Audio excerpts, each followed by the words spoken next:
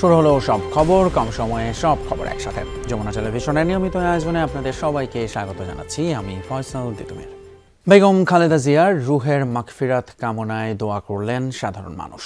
তার প্রতি শ্রদ্ধা জানাতে বৃহস্পতিবার বিভিন্ন স্থান থেকে জিয়া উদ্যানের সমাধিস্থলে আসেন অনেকেই। কোরআন খতমের পাশাপাশি মহান আল্লাহর দরবারে ফরিয়াদ জানান গুনাহ মাফের। পাশেই রাখা খালেদা জিয়ার কফিন ঘিরেও মানুষের অসীম কৌতূহল। কেউ কেউ দেখছেন, ছবি তুলছেন, করছেন সংরক্ষণ।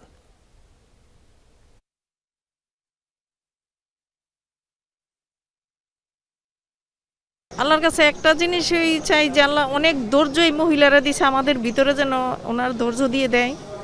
উনি ছেলে মেয়ে নিয়ে, হাজব্যান্ড নিয়ে বহুত ত্যাগ স্বীকার করছে এই বাংলাদেশ থেকে। দেশ বাঁচাও, মানুষ বাঁচাও, এই স্লোগানটা ওনার মুখ থেকে এসেছেন। আমরা জানি না এই ধরনের একজন নেত্রী আমরা পাবো কিনা, জানি না। দেশপ্রেমিক, আমরা খুবই মর্মাহত এবং ওনার প্রতি গভীর শ্রদ্ধা জ্ঞাপন করছি। আল্লাহ যেন ওনাকে বেহেশত নসিব করে। তারেক রহমানের নেতৃত্ব স্বাধীনতা, সার্বভৌমত্ব আর গণতন্ত্র আরও সংহত করবে বলে মানুষ প্রত্যাশা করে, এমনটা জানিয়েছেন বিএনপির মহাসচিব মির্জা ফখরুল ইসলাম আলমগীর। বৃহস্পতিবার দুপুরে সাবেক প্রধানমন্ত্রী এবং বিএনপি চেয়ারপারসন খালেদা জিয়ার মৃত্যুতে তার গুলশানের রাজনৈতিক কার্যালয়ে খোলা শোক বইয়ে স্বাক্ষর করেছেন বিভিন্ন দেশের কূটনীতিক, রাজনৈতিক দলের নেতা, সমাজের বিশিষ্ট জনেরা। এ সময় এসব কথা বলেন বিএনপির মহাসচিব মির্জা ফখরুল। বলেন, খালেদা জিয়ার প্রতি মানুষের যে ভালোবাসা তা বিএনপিকে আরও শক্তিশালী করবে।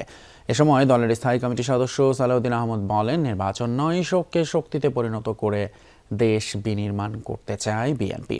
জানান, খালেদা জিয়ার আসনে বিকল্প প্রার্থী থাকায় নির্বাচনী কাজে কোনো প্রভাব পড়বে না। দুপুরের পর থেকেই কার্যালয়ে একে একে আসেন দূতাবাস এবং আন্তর্জাতিক সংস্থার প্রতিনিধিরা। আসেন ব্যবসায়ী নেতা মাহবুবুর রহমান, এ কে আজাদ, জাতীয় পার্টির মহাসচিব শামীম হায়দার পাটোয়ারি সহ বিভিন্ন সামাজিক সাংস্কৃতিক সংগঠনের নেতারা।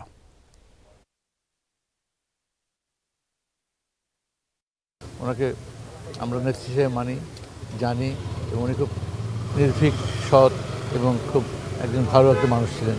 বাংলাদেশের বেসরকারি খাত আজকে যেখানে দাঁড়িয়ে আছে, এটা কখনোই সম্ভব হতো না যদি প্রেসিডেন্ট জিয়াউর রহমান এবং বেগম খালেদা জিয়া এটা বেসরকারি খাতকে সামনে এগিয়ে না দিত। এই দেশের জন্য, এই দেশের মানুষের জন্য, এই দেশের মাটির জন্য তার যে টান, তার যে ভালোবাসা, তার যে ভক্তি, তার যে দেশপ্রেম, তার কোনো তুলনা নেই। দেশের এই ক্রান্তি লগ্নে যখন তার অভিভাবকত্ব সবচেয়ে বেশি প্রয়োজন ছিল, সেই সময় তার চলে যাওয়ায় মানুষ সেই কারণেই সবচেয়ে মর্মাহত হয়েছে। আগামীতে দেশের স্বার্থে একসাথে কাজ করবে বিএনপি জামায়াত। সুন্দর দেশ গড়তে মিলেমিশে কাজ করতে অঙ্গীকারবদ্ধ জামায়াত। বৃহস্পতিবার সন্ধ্যায় শোক বাক্য লিখে এমনটাই মন্তব্য করেছেন জামায়াতের আমির ডাক্তার শফিকুর রহমান। বিএনপির ভারপ্রাপ্ত চেয়ারম্যান তারেক রহমানের সাথে বৈঠকে শোক সন্তপ্ত পরিবারবর্গকে সমবেদনা জানান। শেষ দিনে স্বাক্ষরের মিছিলে ছিলেন যুক্তরাষ্ট্র, তুরস্ক সহ বিভিন্ন দেশের কূটনীতিক এবং রাজনৈতিক দলের নেতারাও।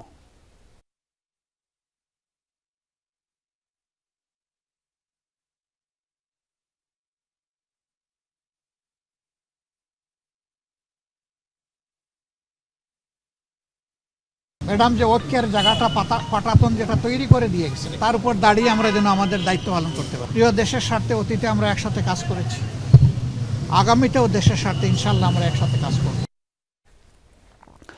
দেশের রাজনীতি এবং নারী শিক্ষায় বেগম খালেদা জিয়ার অবদান দৃষ্টান্ত হয়ে থাকবে বলে মনে করেন যমুনা গ্রুপের চেয়ারম্যান অ্যাডভোকেট সালমা ইসলাম। তিনি বলেন, খালেদা জিয়ার মৃত্যু শুধু বিএনপির রাজনীতি নয়, বরং দেশের জন্যই অপূরণীয় ক্ষতি।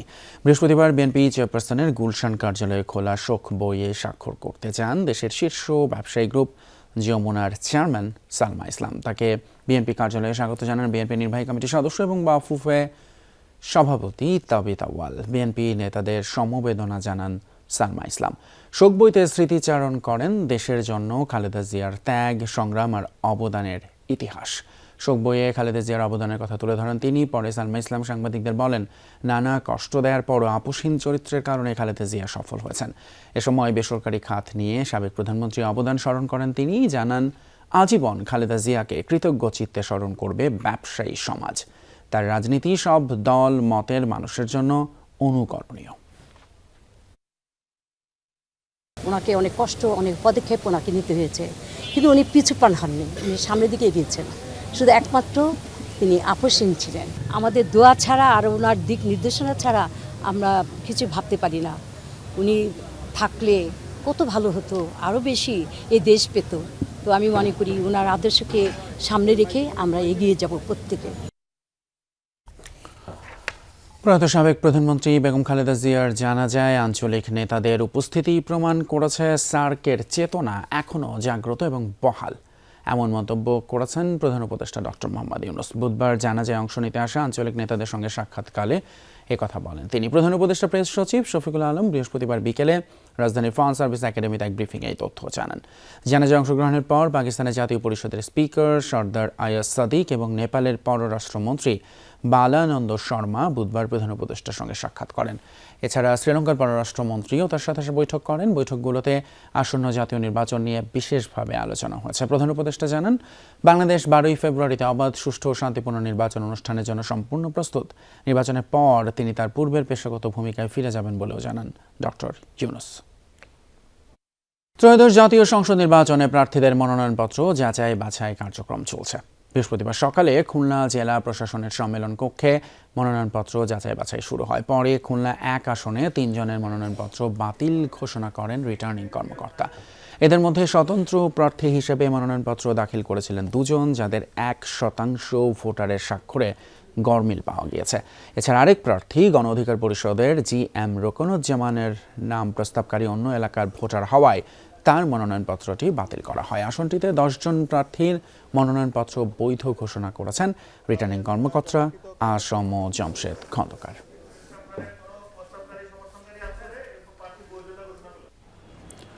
অন্যদিকে নাটোরের 4টি আসনের বিপরীতে নির্বাচনে অংশ নিতে আগ্রহী প্রার্থীদের মনোনয়নপত্র যাচাই বাছাই শেষ হয়েছে। মোট 35 জন প্রার্থীর মধ্যে 5 জনের মনোনয়নপত্র বাতিল করেছেন রিটার্নিং কর্মকর্তা। এছাড়া প্রয়োজনীয় কাগজপত্র না থাকায় অপেক্ষমান রাখা হয়েছে 7 জনের মনোনয়ন। এর আগে জাতীয় সংসদ নির্বাচনে অংশ নিতে জেলার 39 জন প্রার্থী মনোনয়ন ফর্ম সংগ্রহ করেছিলেন। নরসিংদী 2 এবং 4 নম্বর সংসদীয় আসনে বাদ পড়েছেন 4 জন প্রার্থী। রিটার্নিং কর্মকর্তা মোহাম্মদ আনোয়ার হোসেন জানান, জেলার 5টি আসনের মধ্যে 2টি আসনে এই কার্যবিধি অনুযায়ী প্রার্থীদের মনোনয়নপত্র যাচাই বাছাই করা হয়। আবেদনপত্রের শর্ত পূরণ না হওয়ায় 4 জনের মনোনয়নপত্র বাতিল ঘোষণা করা হয়েছে। তবে তারা আপিল কার্যক্রমে অংশ নিতে পারবেন বলে জানিয়েছেন রিটার্নিং কর্মকর্তা।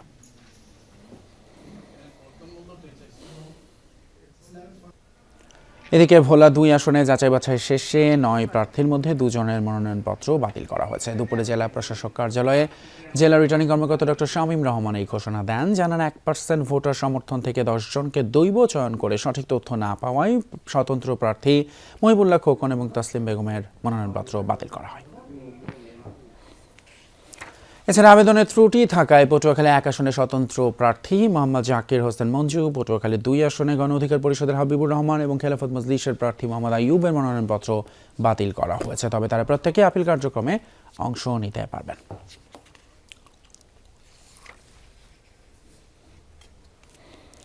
এদিকে চট্টগ্রামে শুরু হয়েছে মনোনয়নপত্র যাচাই বাছাই কার্যক্রম। বৃহস্পতিবার দুপুরে চট্টগ্রাম 11 আসনে বিএনপির হেভি ওয়েট প্রার্থী আমির খসরু মাহমুদ চৌধুরী সহ 8 জনের প্রার্থিতা বৈধ ঘোষিত হয়েছে। বাতিল হয়েছে গণ অধিকার পরিষদের প্রার্থী সহ 4 জনের। রাঙামাটিতেও 2 জনের প্রার্থিতা বাতিল করেছেন রিটার্নিং কর্মকর্তা। যাচাই বাছাই চলবে 4 জানুয়ারি পর্যন্ত, আপিল করা যাবে 9 জানুয়ারি পর্যন্ত।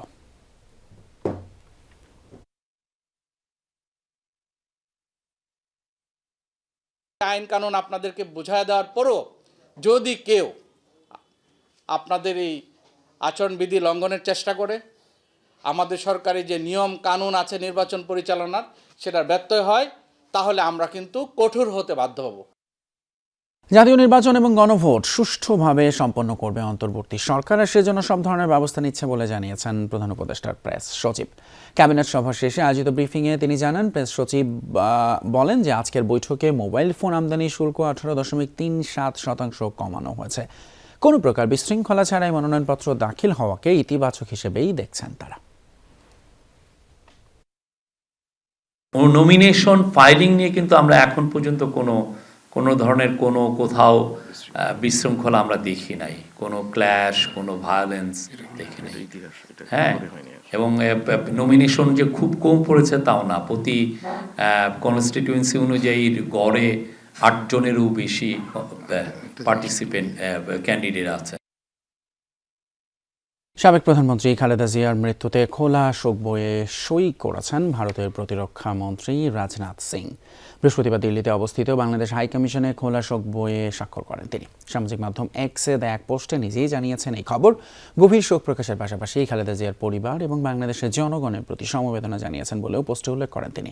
ভারতীয় বার্তা সংস্থা ANI জানিয়েছে, এ সময় বাংলাদেশের হাইকমিশনের এবং অন্যান্য কর্মকর্তাদের সাথেও সাক্ষাৎ করেন রাজনাথ সিং।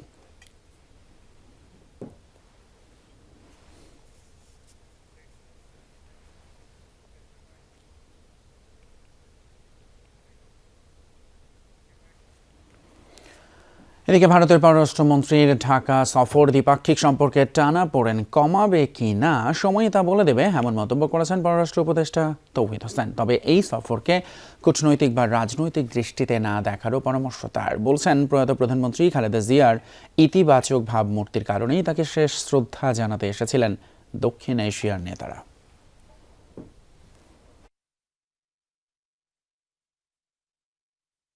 এটাকে ওই ঠিক আন্তঃরাষ্ট্রীয় সম্পর্ক, তারপরে আপনার রাজনীতি, সেই দৃষ্টিভঙ্গি থেকে না দেখাই উচিত হবে। তার মৃত্যুতে এবং তার যে আন্তঃক্রিয়ায় সবাই প্রতিনিধিত্ব করবেন, অংশগ্রহণ করবেন, এটাই স্বাভাবিক এবং আমরা এটাকে সেভাবেই দেখি। আমি মনে করি যে এটা একটা অবশ্যই একটা পজিটিভ জেস্টার সবার পক্ষ থেকেই যে এসছেন এবং ভারতের পররাষ্ট্রমন্ত্রী এসেছেন। নিম্নমানের বিয়ারিং প্যাড নকশার ত্রুটির কারণেই মেট্রো রেলের বিয়ারিং প্যাড দুর্ঘটনা ঘটেছে। এই সংক্রান্ত তদন্ত কমিটি এই কারণ জানিয়ে বলেছে, এতে কোনো নাশকতা হয়নি। রাজধানীর ফার্মগেট এলাকায় মেট্রো রেলের বিয়ারিং প্যাড খুলে পড়ে গত 26 অক্টোবর নিহত হন এক পথচারী। এই ঘটনায় সড়ক পরিবহন এবং সেতু মন্ত্রণালয় গঠিত তদন্ত কমিটি রিপোর্ট দিল প্রায় 2 মাস পর।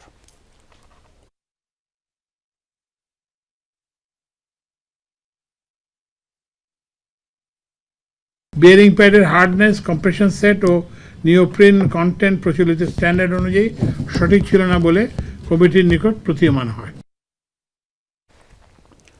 NEIR বাস্তবায়ন পিছিয়ে দেয় এবং মোবাইল ফোন আমদানিতে সরকার ঘোষিত শুল্ক হার প্রত্যাখ্যান করে নিয়ন্ত্রক সংস্থা BTRC ভবনে হামলা চালিয়েছে কিছু মোবাইল ফোন ব্যবসায়ী। বৃহস্পতিবার বিকেল 4টায় সংঘবদ্ধ হয়ে হামলা চালান তারা। এ সময় আগারগাঁওয়ে অবস্থিত BTRC ভবনের মসজিদ এবং ভবনের সামনের অংশের কাঁচ ভেঙে ফেলা হয়। BTRC কর্মকর্তারা জানান, বৃহস্পতিবার থেকেই পূর্ব ঘোষিত NEIR বাস্তবায়ন হওয়ায় অবৈধ মোবাইল ব্যবসায়ীরা হামলা চালায়। এর আগে NEIR স্থগিতের দাবিতে BTRCর বাইরে বিক্ষোভ করে ব্যবসায়ীরা। প্রশাসনিক এলাকায় এমন হামলা হলেও শুরুতে সেখানে আইনশৃঙ্খলা বাহিনীর তাৎক্ষণিক কোনো উপস্থিতি দেখা যায়নি। প্রায় 30 মিনিট পর ঘটনাস্থল থেকে 26 জনকে আটক করে আইনশৃঙ্খলা রক্ষাকারী বাহিনী। যখন দেখি যে তারা অনেক ক্ষয়ক্ষতি করে ফেলেছে, কর্তৃপক্ষ আইনগত ব্যবস্থা নেবে, তো আমরা আমাদের মতো করে অভিযান করি এবং বিভিন্ন এলাকায় তারা ছড়ায় ছিটায় ছিল, সেখান থেকে আমরা বেশ কয়েকজনকে হেফাজতে নিয়ে। আর্থিক সংকটে পড়া 5টি ব্যাংক একীভূত হয়ে গঠিত সম্মিলিত ইসলামী ব্যাংকে স্বস্তি ফিরতে শুরু করেছে। গ্রাহকেরা জমা রাখা টাকা উত্তোলন করতে পারছেন। প্রাথমিকভাবে চলতি এবং সঞ্চয়ী হিসাব থেকে সর্বোচ্চ 2 লাখ টাকা উত্তোলন করা যাচ্ছে। তবে কেউ কেউ অভিযোগ করেছেন তারা টাকা তুলতে পারছেন না। কেন্দ্রীয় ব্যাংকের মুখপাত্র জানান, আগামী রোববার থেকে মিলবে পুরোদমে সেবা। অ্যাকাউন্টে বেশি জমা থাকলেও 2 লাখ টাকা তোলার পর পরবর্তী প্রতি 3 মাস অন্তর 1 লাখ টাকা করে তোলা যাবে। এভাবে সর্বোচ্চ 7 লাখ টাকা পর্যন্ত উত্তোলনের সুযোগ মিলবে। মোট আমানত ফেরত পেতে সর্বোচ্চ 24 মাস সময় লাগতে পারে। তবে ক্যান্সার এবং কিডনি ডায়ালাইসিসের মতো গুরুতর রোগীদের ক্ষেত্রে উত্তোলনের এই সময়সীমা প্রযোজ্য হবে না।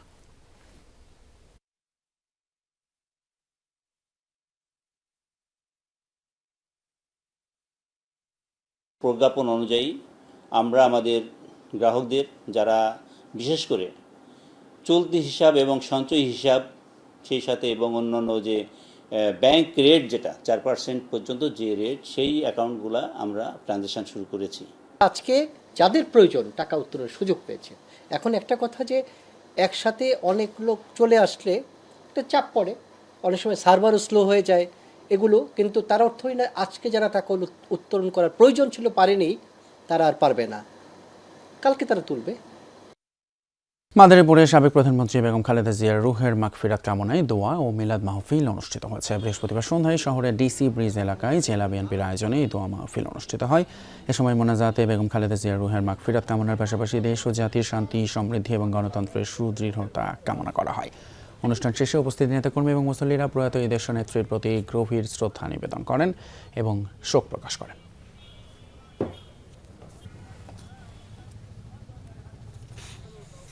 বিএনপি চেয়ারপারসন বেগম খালেদা জিয়ার জানাজায় অংশ নিয়ে অসুস্থ হয়ে মারা যাওয়া পটুয়াখালীর নীরব হোসেনের পরিবারের পাশে দাঁড়ালো বিএনপি।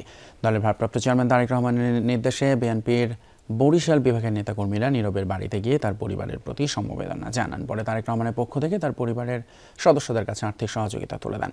এছাড়া নিহত নীরব হোসেনের সন্তান জুলাই যোদ্ধা নাহিয়ানের চিকিৎসার সার্বিক দায়িত্ব নেওয়ার কথা জানান বিএনপি নেত্রী অ্যাডভোকেট বিলকিস জাহান শিরিন ও আকন কুদ্দুসুর রহমান। 31 ডিসেম্বর সাবেক প্রধানমন্ত্রী এবং খালেদা জিয়া জানাজায় অংশ নেওয়ার সময় অসুস্থ হয়ে মারা যান পটুয়াখালীর বাউফল উপজেলার নীরব হোসেন। বিনামূল্যে নিরাপদ খাবার পানিকে দেশের প্রত্যেক নাগরিকের জন্য সংবিধান অনুসারে মৌলিক অধিকার হিসেবে ঘোষণা করেছেন হাইকোর্ট। বিচারপতি মোহাম্মদ আশরাফুল কামাল এবং বিচারপতি কাজী ওয়ালিউল ইসলামের দেয়া এই রায়ের 16 পৃষ্ঠার পূর্ণাঙ্গ অনুলিপি বৃহস্পতিবার প্রকাশ করা হয়েছে। এর আগে 2025 সালের 27 ফেব্রুয়ারি ওই রায় দিয়েছিলেন হাইকোর্ট। দেশের প্রত্যেক নাগরিকের জন্য নিরাপদ ব্যবহারযোগ্য পানি নিশ্চিত করতে 2020 সালে স্বপ্রণোদিত হয়ে রুল জারি করা হয়। রুলে সকল নাগরিকের জন্য নিরাপদ পানযোগ্য পানি সরবরাহ করা রাষ্ট্রের দায়িত্ব কিনা অথবা নিরাপদ পানি পাওয়ার অধিকার প্রত্যেক নাগরিকের মৌলিক অধিকার হিসেবে ঘোষণা করা যায় কিনা তা জানতে চাওয়া হয়েছিল। ওই রুলের চূড়ান্ত শুনানি নিয়ে 27 ফেব্রুয়ারি রায় ঘোষণা করেন উচ্চ আদালত। রায়ে আদালত বলেন, সংবিধানের 25 নম্বর অনুচ্ছেদে অনুযায়ী প্রত্যেক নাগরিকের নিরাপদ ও বিশুদ্ধ পানযোগ্য পানি পাওয়া একটি মৌলিক অধিকার। এই পানির অধিকার নিশ্চিত করার দায়িত্ব হচ্ছে রাষ্ট্রের। ঔষধ প্রস্তুতকারক প্রতিষ্ঠান বায়োফার্মার বার্ষিক বিক্রয় সম্মেলন 2025 অনুষ্ঠিত হয়েছে কক্সবাজারে।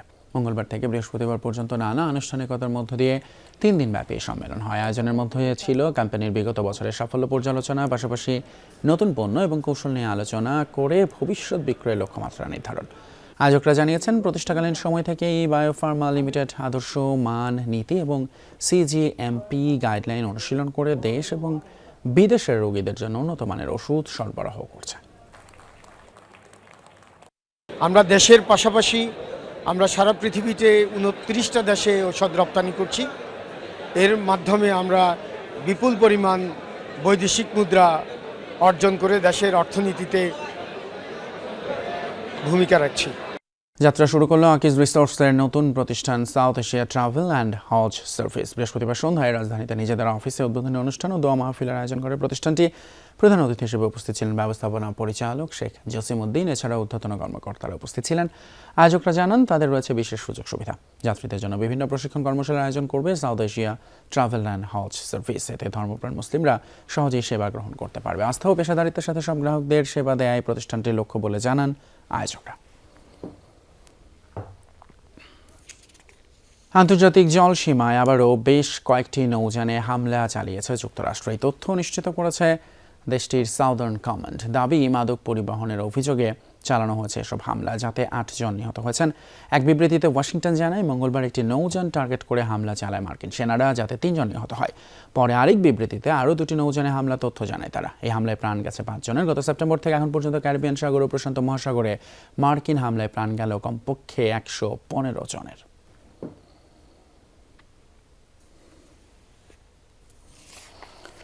নিরাপত্তা অভিযান চলাকালে 220 কেজিরও বেশি উচ্চ ক্ষমতা সম্পন্ন বিস্ফোরক জব্দ করেছে ইতালির পুলিশ। আরও জব্দ করা হয়েছে প্রায় 11.5 কেজি ওজনের বিশালাকার মেগা বম ডিভাইস। পূর্ব সিসিলিতে অবৈধ আতশবাজির গোপন লেনদেন দমনে চলে নিরাপত্তা বাহিনীর এই অভিযান।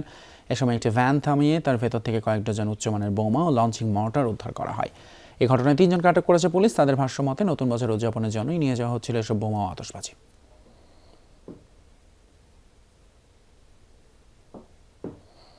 এ ছিল আমাদের সব খবরের আজকের আয়োজন। এতক্ষণ সাথে থাকার জন্য ধন্যবাদ আপনাদের সবাইকে।